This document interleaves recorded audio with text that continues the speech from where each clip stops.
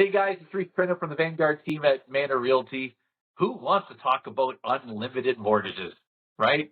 As investors, we run into this problem. Yeah, me, man. Yeah. We run into this problem all the time, right? Where if you want to continue to play small ball, right, which in essence is continuing with like 2-unit to 6-unit multifamilies, or maybe you focus on student rental properties.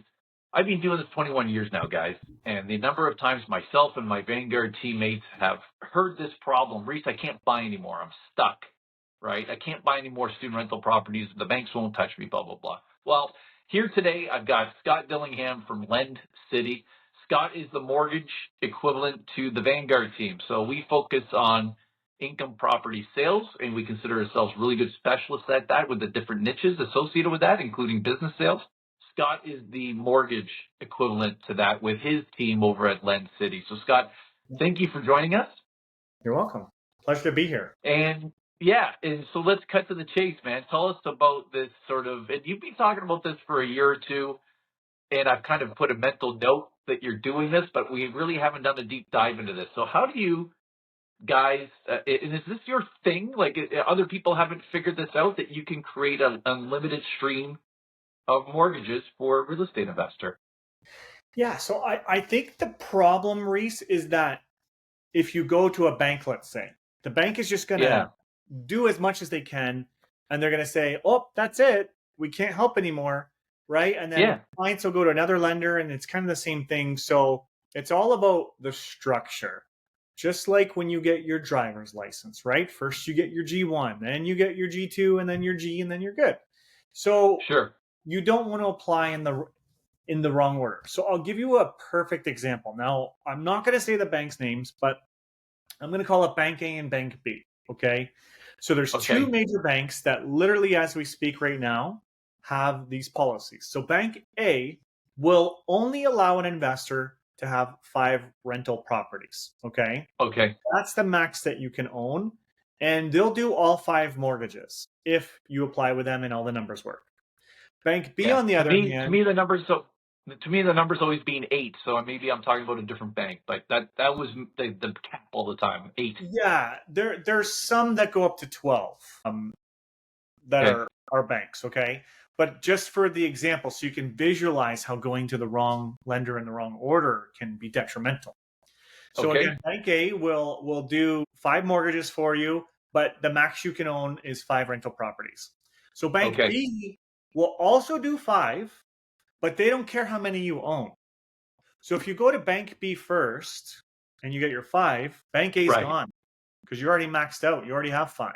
They don't care if you get it. So right there, you've eliminated 5 properties because you went in the wrong order. Wrong bank first. You're right. There's a major bank that allows 8. There's another one that will allow you to own up to 10 properties, but 5 with mortgages. There's another one that'll do 12.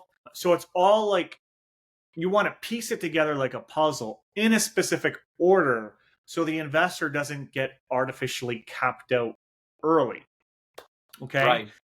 So the banks, though, like if we line up the order perfectly and the client has decent income to qualify, you can probably get 21 to 25 properties, all with A lenders. Okay?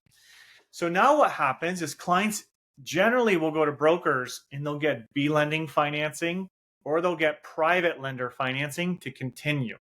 And That's lot of what them I was thinking. with that, right? Yeah. A lot of them are, because if you can make 20% per year on a property, but you're paying 7% interest, like it still makes sense. But we don't like to do that. We have those options, but what we do instead is we take a cash flow portfolio approach, and we tap into our commercial lenders. Not all commercial lenders do this, but we have a whole bunch that will lend a commercial mortgage on a single family home. And quite often it's residential rates. There are some fees involved, but it's generally less than B lending, and it's a lot less than private lending. But then from there, they don't care how many properties you have. They'll just, it's just fully open. It is based on cash flow, right? So if you want to buy a $2 million single family house on the water, it's not going to cover itself, right? But if you want to buy a fourplex for 1.5, it probably will. depending on the location, right, and the rents. So it's funny you said if you do it this way, you can get up to 25 properties, and I'm sure a lot of the viewers went, well, if I go in 5, it'd be great. But guys, you'd be surprised once the ball starts rolling. And right now, the bigger properties that everybody wants, they're owned by institutional players. They're owned by merchant banks. They're owned by holding companies. So it's not easy to build your portfolio up like you could in the old days. You could buy a 20-unit apartment building at a reasonable price and condense your assets into fewer, bigger properties. But you can't do it like that anymore. Like in Windsor right now, there's 43 apartment buildings left that are still owned by individuals, like mom and pops, even if it's in the shell corp. There's 43 left. That's it. All the other ones have all been bought up by the skylines and the boardwalks, and quite frankly, even like myself and my business partners, right? And so you're not going to necessarily be able to build up. If you went to commercial plazas, everybody wants them, so the cap rates are a joke. It's garbage. You're far better off going small property to small property to small property to small property, right? And so what Scott is doing with the unlimited mortgage strategy becomes super important. Otherwise, you're gonna end up hamstringing yourself. What else do I want to know about this? So it ends up long term, you can end up with these commercial mortgages. You can still stay under the rates of the B lenders even.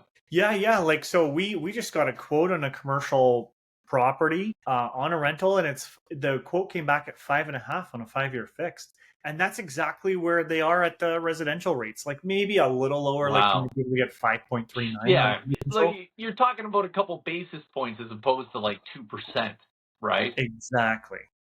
Yeah. And B lending generally has a 2% fee, where commercial, I find it's like 1 to 1.5. So you're saving on the fee too. Wow. Scott, okay, so if people want to talk to you about doing this, I know you also do portfolio review. Yep. So even if somebody started and they go, I think I might be with the wrong bank, you're still able over there at Lend City to massage things and move things around so that you do unlock and free up these portfolios to grow bigger. Absolutely. We're doing it now. Like I literally have a client I coached last night. Their bank told them no, they can't buy a rental property. I reviewed everything, and it was straight up no. It was like, no, you cannot buy another one. I reviewed it, and I'm like, okay, we can take out 150 from your primary residence, and we can use that, and you can buy another one for 700. I'll use this lender because they use more rental income than what your bank does, and then it works. Right. But great. So it went from no deal to now they can buy at 700. Like, it's night and day difference. There you go. Right. Yeah. I'm glad you're using real life examples, man. Okay. And for the rookie investor, I guess it becomes important because even if your goal right now is only, 3 income properties in the next 3 years, you'll be surprised how many of you that's your modest goal end up saying, hey, let's really go for this. Let's go for that generational wealth. We know what we're doing. We just need to rinse and repeat. A lot of you don't get that stark realization until you've done a couple and you're like, wow, this is easier than I thought. Wow, we can just keep duplicating this. Wow, we've got a really good property manager. Why don't we get 10 of these? Right? And whatever it is. We're entering the stage of when I first started mortgages where the rates were coming down gradually. Yeah.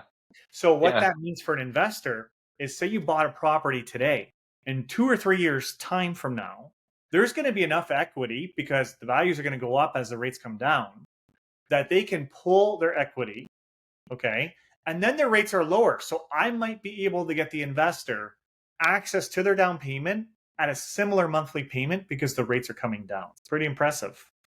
Yeah. I mean, Scott, full disclosure, Scott did my home mortgage. And really, Scott wasn't like my primary lender at the time. We were good friends in the business, and we've always tried to, we know we're rolling in the same direction. So we're kind of figuring out how to work together. But he did do my home mortgage because I always guinea pig lenders with my own stuff first. And I still remember when I refinanced to consolidate some debt. I ended up paying pretty much the same amount per month, and you set me up on an excellent mortgage type of mortgage that ends up being really, really clever and useful for real estate investors. So basically, as you pay down your mortgage, guys, you end up getting a homeowner's line of credit off of it. Yeah. So I'm paying it down, but I also have access to the money to do a quick value add fix and flip or something and then put it back on the line of credit. And I'm using the bank's money. Yeah. And that's from Scott, the guy that right here, Scott Dillingham from Lens City. Do you have anything else before we go? No, I just think that if you are an investor and you're hearing this and you think it's too good to be true, I mean, all we need is a rental worksheet filled out. We can run the numbers manually, Yes. and we can tell you without you doing a full application. If you want to move forward, of course we need the full application, but it doesn't take long for us to run the numbers. And we're getting known, like, where other people say no, right? Just like my client last night that I coached, their bank said no, and we're saying yes. And we're not doing anything wrong. We're leveraging the lenders. We know their rental income policies, and we're just restructuring properly. I'm just laughing. Scott is the most greasy mortgage broker, guys. If you want to screw the system and possibly do jail time, Scott Dillingham here. No, yeah, that's totally not. Complete opposite. He comes from the corporate world. He started when I first met him. He was at CIBC, just killing it. I think you were like top. You were like the second or third biggest CIBC mortgage guy in Canada for a while, weren't you? When I first met you. When I left and started my company, I left at number 2. I was number 2 when I left. Number 2. There you go, guys. This guy was number 2 at CIBC, and he says, "I got a big ego. I'm going to open up my own shop." No, there's no ego. That's it. Okay, I'm getting silly now. Let's end it. Scott Dillingham from Lens City, everybody. Reese Trenum from the Vanguard team at Vanguard Realty, guys. If you want to work with either of us or both of us, comment below or private message below. I'll also link Scott's company probably through his investment hub, which is a really good way to sort of integrate yourself with Lens City. Yep. And we'll go from there. All right, Scott, thanks for joining us, man. That was awesome information today. Yeah, thanks for having me, Reese. I appreciate it. All right, man.